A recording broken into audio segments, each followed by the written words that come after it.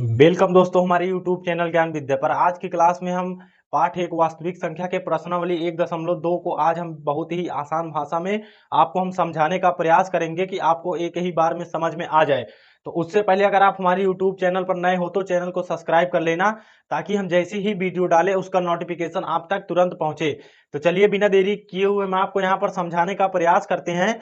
तो यहाँ पर हम आपका टाइम बिल्कुल भी वेस्ट नहीं करेंगे और हम आपको प्रश्नावली 1.2 को यहाँ पर बहुत ही अच्छी तरीका से आपको समझाएंगे और क्लास को बिल्कुल बिल्कुल भी स्किप मत करिएगा। तो चलिए बिना देरी किए हुए हम आपको यहाँ पर समझाते हैं। तो इसमें जो प्रश्नावली 1.2 का सबसे पहला जो क्वेश्चन है वो है कि सिद्ध कीजिए कि √5 एक अपरिमेय संख्या है। तो इसको हम आपको एकदम आसान भाषा में समझाने का प्रयास करेंगे कि ताकि आपको एक ही बार में समझ में आ जाए। तो जब हम एक संख्या को आपको हम समझा देंगे यहाँ पर √5, तो उसी प्रकार आपको चाहे जो भी संख्या मिले आप वह कर लेंगे, चाहे 5 की जगह चाहे 3 हो, चाहे 5 की जगह चाहे 7 हो, तो आप उसे सिद्ध कर लेंगे। तो इसमें लिखा है कि सिद्ध कीजिए कि √5 एक अपरिमेय संख्या है। तो यहाँ पर हम लिखते हैं सबसे पहले, यहाँ पर क्या है क्वेश्चन हमारा क्या है कि सिद्ध कीजिए कि, यहाँ पर हमारा सबसे पहला जो क्वेश्चन है वो है कि सिद्ध कीजिए सिद्ध सिद्ध कीजिए कि सिद्ध कीजिए कि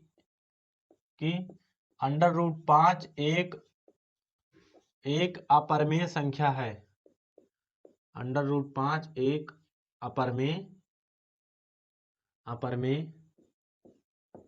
अपरिमेय संख्या है। तो ये हमें प्रश्न में दे रखा है। तो हम यहाँ पर आज हम आपको सिद्ध करके बताएंगे कि √5 एक अपरिमेय संख्या है। तो हम आपको एक यहाँ पर करके बताएंगे और आप चाहे 5 की जगह यहाँ पर 3 हो, चाहे 7 हो, चाहे 11 हो, तो वहां पर सिर्फ मान बदलेगा और सारा कॉन्सेप्ट आपका वही लगेगा। तो यहाँ पर हमें अपरिमेय सिद्ध करना है, तो हम यहाँ पर हम इसका उल्टा मानेंगे। यहाँ पर मानेंगे क्या कि √5 एक परिमेय संख्या है।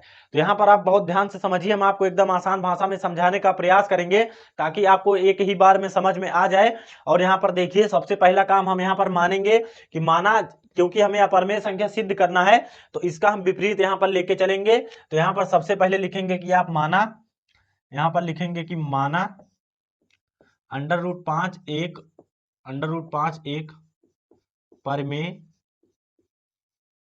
परिमेय संख्या है, एक परिमेय संख्या है।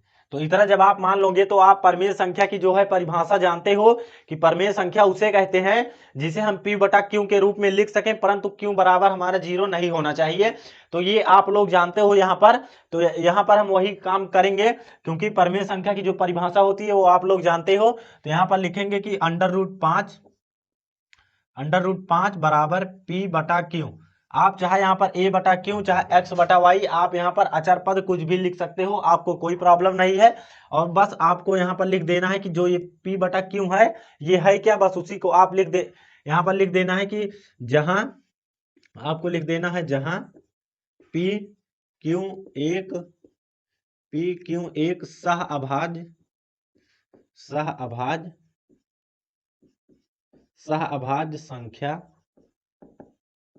सहअभाज्य संख्या है। और अब आपको यहाँ पर क्या लिख देना है, Q does not equal to 0। ये हमारा जो होता है वो परिमेय संख्या की जो परिभाषा होती है वो आप लोग जानते हो कि परिमेय संख्या वह संख्या होती है जिसे हम P/Q के रूप में लिख सकते हैं, परंतु क्या हमें Q का मान 0 वहां पर नहीं चाहिए।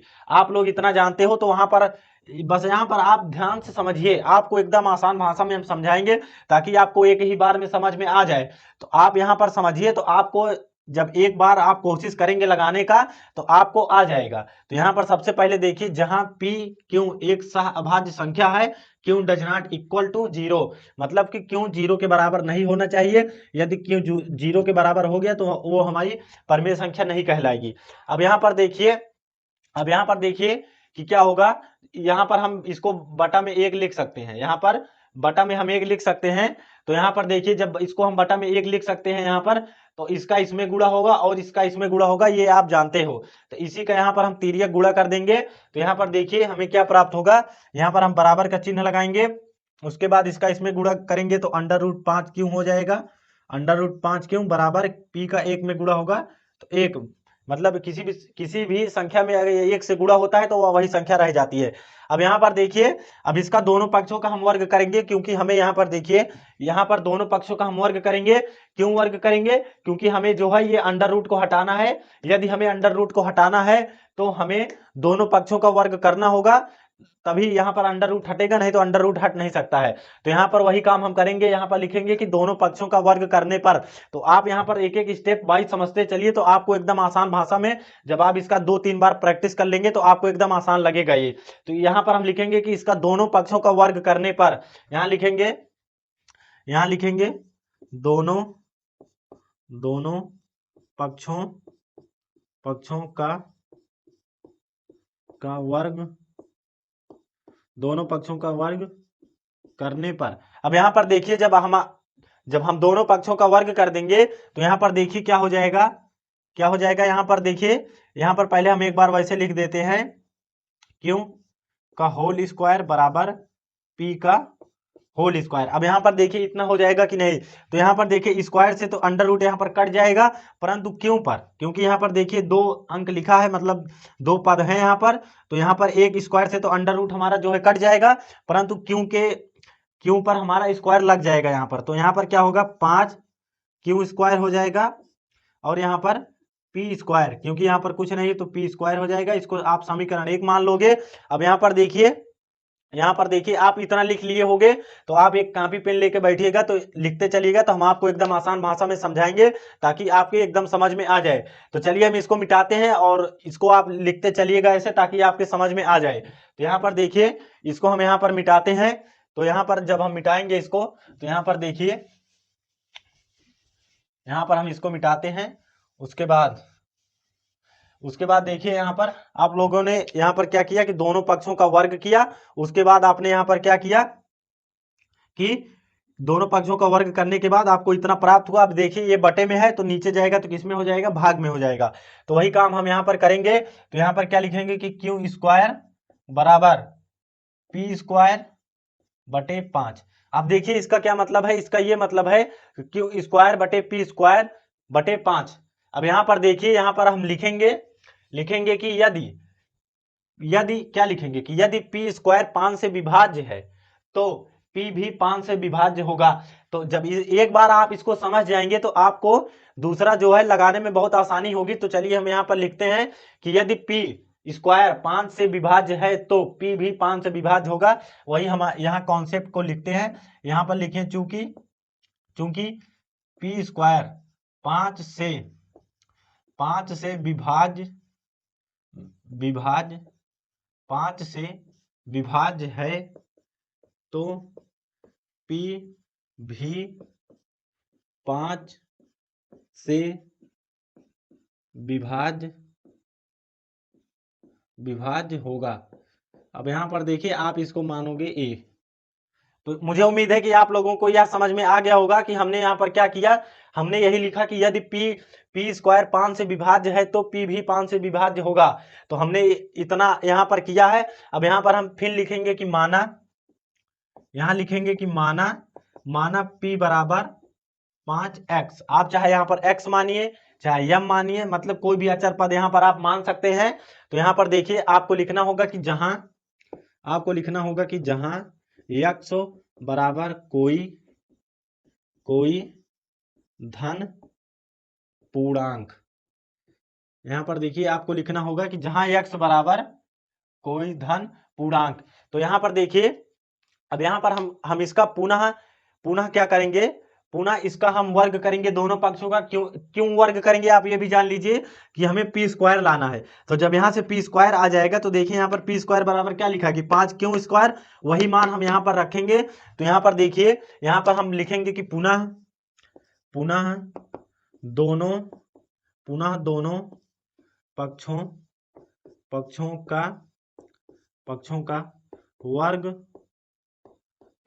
पक्षों का वर्ग करने पर।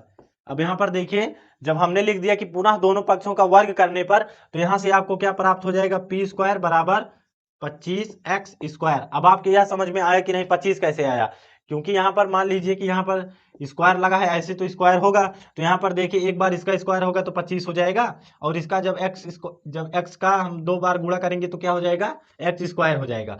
तो मुझे उम्मीद है कि आपको यह समझ में आ गया होगा। तो चलिए इसके आगे हम बताते हैं। अब यहाँ पर देखिए पी स्क्वायर का मान आपको क्या दिख रहा है, यहाँ पर समीकरण 1 से पी स्क्वायर का मान क्या दिख रहा है कि क्यू स्क्वायर। तो यहाँ लिखेंगे कि समीकरण 1 से पी स्क्वायर का मान रखने पर, तो आप लोग इतना लिखते चलिएगा, नहीं तो आपके बाद में समझ में नहीं आएगा। तो मुझे उम्मीद है कि आप लोगों को यह समझ में आ गया होगा। अब हम यहाँ पर क्या करेंगे, काम यही करेंगे कि पी स्क्वायर का मान यहाँ पर हम रखेंगे, यहाँ पर लिखेंगे कि समीकरण 1 से पी स्क्वायर का मान रखने पर। अब यहाँ पर देखिए लिखेंगे, क्या लिखेंगे कि समीकरण 1 से, यहाँ पर लिखेंगे कि समीकरण 1 से पी स्क्वायर का मान रखने पर। अब यहाँ पर देखिए पी स्क्वायर का मान रखने पर, अब यहाँ पर देखिए जब पी स्क्वायर का हम यहाँ पर मान रखेंगे तो यहाँ पर देखिए समीकरण 1 में पी स्क्वायर बराबर कितना दिया है कि 5q स्क्वायर, तो पी स्क्वायर की जगह पे हो जाएगा 5q स्क्वायर। तो यहाँ पर हो जाएगा 5q स्क्वायर बराबर 25x स्क्वायर, क्योंकि यहाँ पर 25x स्क्वायर लिखा है। तो अब यहाँ पर देखिए क्यों इसके गुणे में है तो उधर जाएगा तो बटे में हो जाएगा। तो यहाँ पर देखिए क्यू स्क्वायर बराबर 25/5x स्क्वायर। अब यहाँ से देखिए ये कट गया, कितना आया 5, इसको समीकरण 1 माने हैं। अब यहाँ पर देखिए यहाँ क्या आया कि क्यू स्क्वायर बराबर यहाँ पर क्या बचा 5x स्क्वायर। अब यहाँ पर देखिए इधर x गुणे में है तो इधर लाएंगे तो हमें बटे में प्राप्त हो जाएगा। यहाँ पर देखिए 5q स्क्वायर बटे 5 इक्वल एक्स स्क्वायर। अब यहाँ पर देखिए आप लोगों को यह समझ में आ गया होगा। तो यहाँ पर हम आपको बताते हैं जो हमने यहाँ पर किया था कि पी स्क्वायर 5 से विभाज्य है तो पी भी 5 से विभाज्य होगा। तो यहाँ पर भी हम लिखेंगे कि यदि क्यू स्क्वायर 5 से विभाज्य है तो क्यू भी 5 से विभाज्य होगा। तो यहाँ पर लिखेंगे यदि क्यू स्क्वायर 5 से विभाज्य है तो क्यों भी 5 से विभाज्य होगा। अब देखिए आप लोगों के यह समझ में आ गया होगा कि हमने काम जो यहाँ पर लिखा था वही हमने यहाँ पर भी लिख दिया। तो मुझे उम्मीद है कि आप लोगों को यह जितना भी हम अभी तक हमने समझाया है उतना आप लोगों को समझ में आ गया होगा। तो अब यहाँ पर देखिए बस आपको अब 4-5 लाइन का और है और यह हल हो जाएगा। और यह मोस्ट इंपॉर्टेंट है, ये पेपर में किसी न किसी सेट में हर साल पूछा जाता है। तो यहाँ पर देखिए इतना हो गया। तो अब इसके बाद आप लिखेंगे कि ए व बी से, आप लिखेंगे कि समीकरण ए व बी से। तो हम इसको मिटाते हैं, तो पहले हम आपको समझा देते हैं, तो लिखेंगे तो आपको पूरा समझ में आ जाएगा। अब यहाँ पर देखिए कि समीकरण ए और बी से आपको क्या दिख रहा है कि पी और क्यू का, यहाँ पर देखिए पी और क्यू का एक क्या है, मतलब विभाज्य है। पी और क्यू किसी न किसी एक संख्या का, मतलब कि मेरे कहने का मतलब ये है पी और क्यू का उभयनिष्ठ गुणनखंड। देखिए यहाँ पर भी 5 है और यहाँ पर भी 5 है। तो वही हम यहाँ पर लिखेंगे कि समीकरण ए व बी से कि पी और क्यू का एक उभयनिष्ठ गुणनखंड क्या है कि 5 है। तो यहाँ पर वही हम लिखेंगे कि समीकरण ए और बी से यहाँ पर लिखेंगे। यहाँ पर आप ऐसे लिखते चलिएगा, नहीं तो आपकी समझ में आएगा नहीं, हम मिटा दे रहे हैं बार बार। तो यहाँ पर लिखेंगे कि समीकरण ए व बी से, यहाँ पर लिखेंगे कि समीकरण ए व बी से। अभी आपने क्या देखा, ए व बी से 5 दोनों में है, 5 इसमें भी है, 5 उसमें भी था। तो यहाँ पर देखिए समीकरण 1 और 2 से पी व क्यू का एक उभयनिष्ठ गुणनखंड 5 है। तो 5 है, देखिए इसका एक उभयनिष्ठ गुणनखंड हमें क्या मिल गया, 5 मिल गया। तो यहाँ पर लिखेंगे कि अतः यहाँ पर लिखेंगे कि अतः पी व क्यू एक सहअभाज्य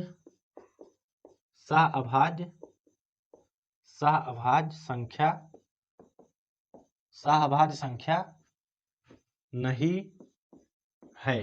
तो हमने वहां पर क्या माना था कि P और Q एक सहअभाज्य संख्या है। तो अभी हमने क्या माना कि P व Q एक अभाज्य संख्या नहीं है, क्योंकि इसका एक गुणनखंड हमें क्या मिल गया, यहाँ पर 5 मिल गया। अभी हमने यहाँ पर गलत लिखा, तो सॉरी, यहाँ पर 5 होगा। P और Q का एक उभयनिष्ठ, सॉरी यहाँ पर उभयनिष्ठ रहेगा, 5 नहीं रहेगा। यहाँ पर एक P और Q का एक उभयनिष्ठ गुणनखंड 5 है। तो इतना आपने समझ लिया कि एक उभयनिष्ठ गुणनखंड इसका क्या है, 5 है।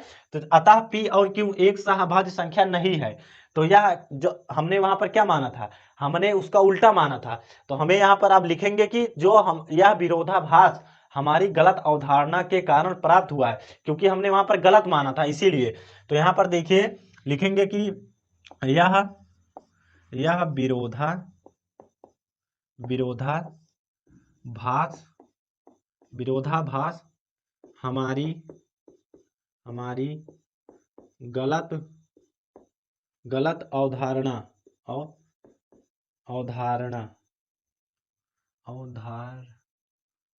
हमारी गलत अवधारणा के गलत अवधारणा के कारण प्राप्त हुआ है।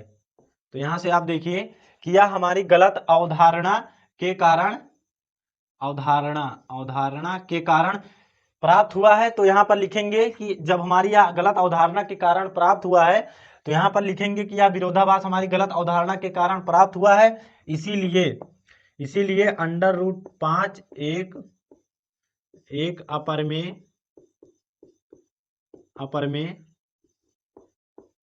अपरमेय संख्या है। तो देखिए आपने सिद्ध कर दिया कि अतः अंडर रूट 5 एक अपरमेय संख्या है। तो चलिए हम आपको एक बार फिर से शुरू से समझा देते हैं। तो सबसे पहले आपने काम क्या किया था, सबसे पहला आपने काम किया था कि आपको क्वेश्चन में इस प्रकार दिया रहेगा कि सिद्ध कीजिए कि अंडर रूट 5 एक अपरमेय संख्या है। तो इस तरह जब आपको क्वेश्चन दिया रहेगा तो आप सबसे पहले मानोगे। जब आपको यहाँ पर अपरमेय दिया रहेगा तो आपको परमेय मानना है। तो परमेय की आप परिभाषा जानते हैं कि परमेय संख्या उसे कहते हैं जिसे हम P बटा Q के रूप में लिख सकते हैं। तो पहला क्वेश्चन है, इसीलिए मैं इसको बहुत डिटेल में समझा रहा हूं ताकि आपके समझ में आ जाए, ताकि और सवालों में आपको दिक्कत ना हो। तो यहाँ पर देखिए सबसे पहले आपने माना था कि P बटा Q के रूप में उसे लिख सकते हैं जहां P और Q एक सहभाज्य संख्या नहीं है, सॉरी सहभाज्य संख्या है, आपने ये माना था।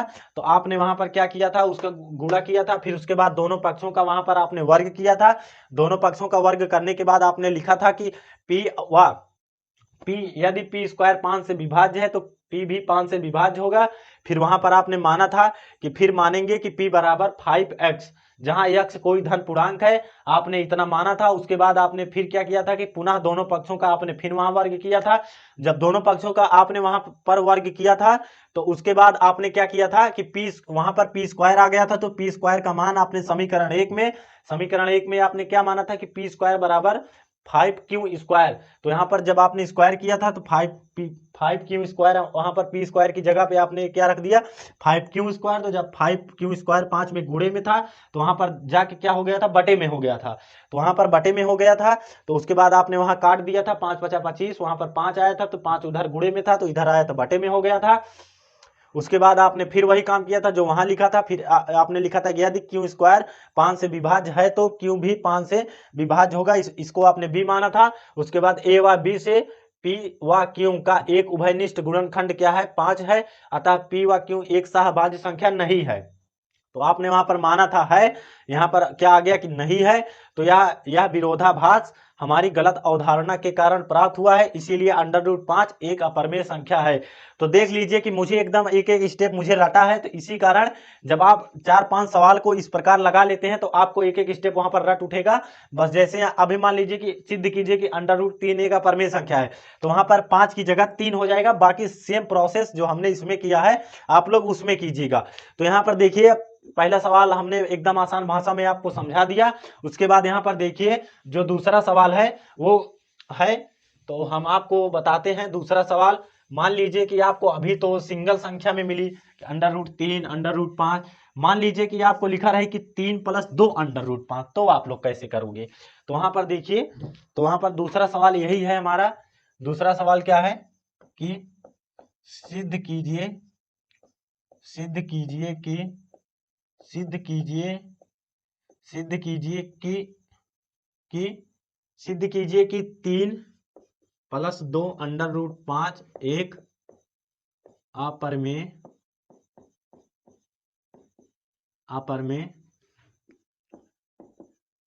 संख्या है।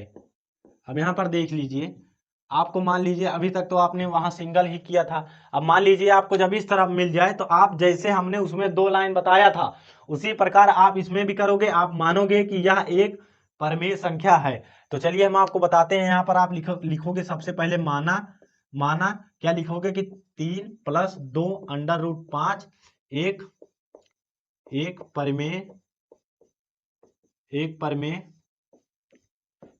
एक परमेय संख्या है।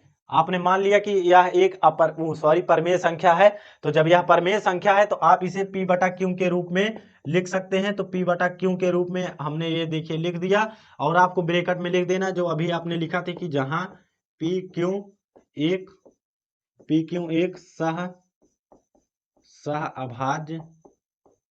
सहअभाज्य संख्या है। आपने फिर क्या कहा था कि Q does not equal to 0, आपने ये कहा था। उसके बाद आपने क्या किया था कि इसका गुणा किया था, परंतु यहाँ पर आपको गुणा नहीं करना है। आप देखिए आपको इसमें √5 को अलग करना है। तो आप देख लीजिए कि जब आपको इसमें √5 को अलग करना है तो इसमें हम क्या क्या कर सकते हैं कि हमारा जो है √5 अलग हो जाए। तो सबसे पहला काम इसमें हम करेंगे कि ये इधर प्लस में है, हम बराबर के इस तरफ लाएंगे तो हमारा क्या हो जाएगा, माइनस में हो जाएगा। तो वही काम हम आप करते हैं यहाँ पर। तो देखिए यहाँ पर क्या हो जाएगा कि 2 √ यहाँ पर क्या हो जाएगा 5 बराबर P/Q -3। अब यहाँ पर देखिए आपका ये क्या बन गया, भिन्न का घटाना। तो भिन्न का घटाना आप लोगों को आता है। तो यहाँ पर देखिए क्या हो जाएगा, मैं डायरेक्ट कर दे रहा हूँ, P बराबर P -3Q/Q, इसका यही आएगा। तो यहाँ पर देखिए घटाना करने के लिए हम यहाँ पर बटे का लगाते हैं, इसका इसमें गुणा करते हैं, इसका इसमें और इसका आपस में। तो इसका जब हमने इसमें गुणा किया तो हमारा क्या प्राप्त हुआ, पहले हम इसका इसमें किए तो हमारा क्या प्राप्त हुआ P, उसके बाद यहाँ पर बीच में माइनस लगा है, और यहाँ पर जब इसका इसमें गुणा किया तो 3Q, और यहाँ पर फिर इसका इसमें गुणा किया तो 1। तो मुझे उम्मीद है कि आप लोगों को यह समझ में आ गया होगा। जितना अभी तक हमने बताया है बहुत ही आसान भाषा में हम आपको समझाने का प्रयास कर रहे हैं कि आप लोगों को एक ही बार में समझ में आ जाए। अब यहाँ पर देखिए हमने क्या बताया कि √5 को आपको अलग करना है। तो यहाँ पर देखिए अब आप लोग इसमें क्या कर सकते हो, इसमें कर सकते हो कि देखिए यहाँ पर इसके साथ √5 के गुणे में, इसके गुणांक में कितना लिखा है, 2 लिखा है। तो आप क्या कर सकते हो, आप इसको 2 को नीचे जब ले जाओगे तो वह बटे में हो जाएगा। तो आप यहाँ से लिख सकते हो कि √5 बराबर P -3Q बटे, आप क्या लिख सकते हो, 2Q।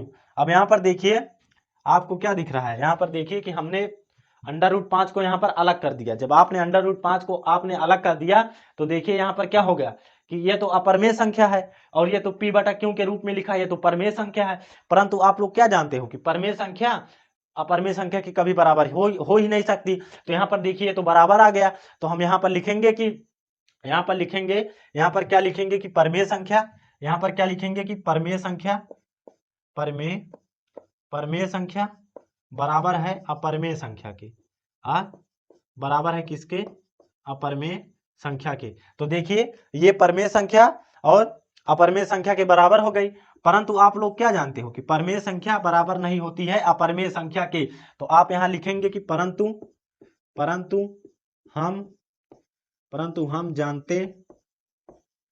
हम जानते हैं कि क्या, आप लोग क्या जानते हो बताइए कि परमेय संख्या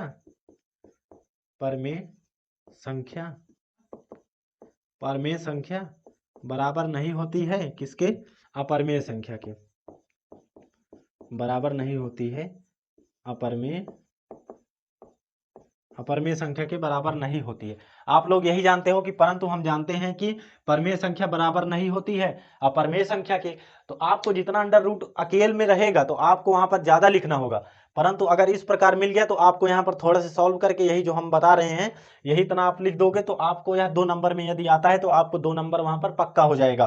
तो यहाँ पर देखिए परमेय संख्या बराबर है अपरमेय संख्या की यहाँ पर, परंतु हम क्या जानते हैं कि परमेय संख्या बराबर नहीं होती है अपरमेय संख्या की। तो आप लोग क्या लिखेंगे कि यह हमारी गलत अवधारणा के कारण प्राप्त हुआ है। तो आप लिखेंगे कि यह हमारी यह हमारी क्या गलत गलत गलत अव गलत अवधारणा के कारण प्राप्त गलत अवधारणा के कारण प्राप्त हुआ है। इसीलिए हमारा जो है 3+2 √5 एक क्या है अपरिमेय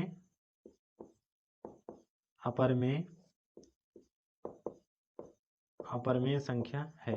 अब आप लोग देखिए यहाँ पर हम आपको एक बार फिर से यह सवाल को समझा देते हैं। सबसे पहले आपको इस प्रकार दिया रहेगा कि यह अपरिमेय संख्या है, तो इसमें एक इसमें 2 क्वेश्चन और बनता है। पहली बात तो आपको कभी कभी क्या कर देगा कि इतना गायब कर देगा, इतना गायब कर देगा, तो सिर्फ आपको यह लिखा रहेगा। तो जब आपको यह लिखा रहेगा तो आप इतना यहां तक करोगे, उसके बाद डायरेक्ट 2 को नीचे भेज दोगे तो आपको यह प्राप्त हो जाएगा।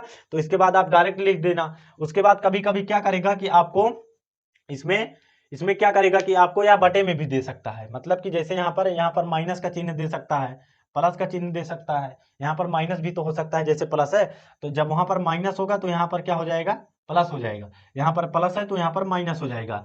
तो कभी कभी आपको यह हटा भी सकता है और नहीं भी हटा सकता है, इसी प्रकार। तो इसी प्रकार आ गया तो हमने जैसे बताया उसे कर देना।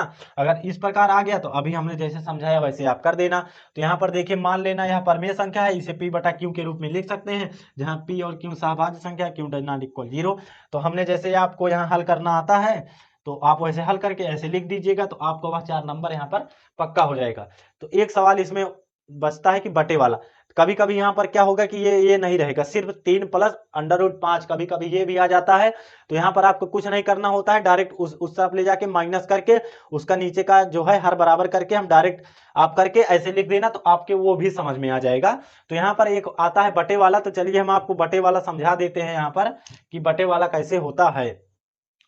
तो यहाँ पर सबसे पहले आपको हम यहाँ पर मिटाते हैं, उसके बाद आपको एक बचता है बटे वाला, वही हम आपको यहाँ पर बता देते हैं। उसके बाद आपकी यह प्रश्नावली समाप्त हो जाएगी। उसके बाद हम चलेंगे 2 पाठ पर अपने। पहली प्रश्नावली में उतना कुछ है नहीं, आप लोग टेंशन बिल्कुल भी मत लीजिए। हम आपको एकदम आसान भाषा में समझाएंगे ताकि आपके एकदम आसान तरीके से आपके समझ में आ जाए। तो यहाँ पर देखिए अब इसमें इस प्रकार का क्वेश्चन बन सकता है कि जैसे आपको दे दिया जाए कि 1/√2 आप यहाँ पर लिखा रहेगा कि सिद्ध कीजिए कि √2 एक अपरिमेय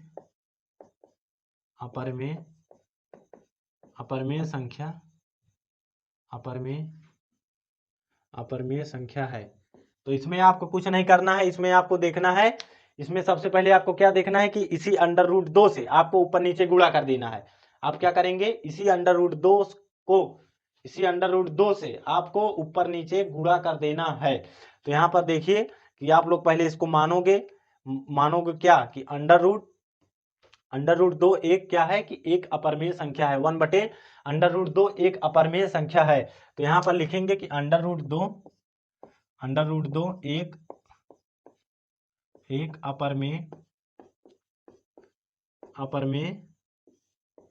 अपरिमेय संख्या है।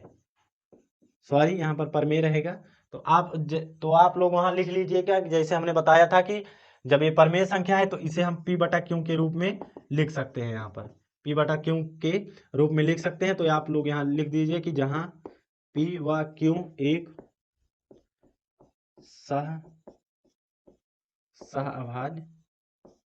सहअभाज्य संख्या है, Q does not equal to 0।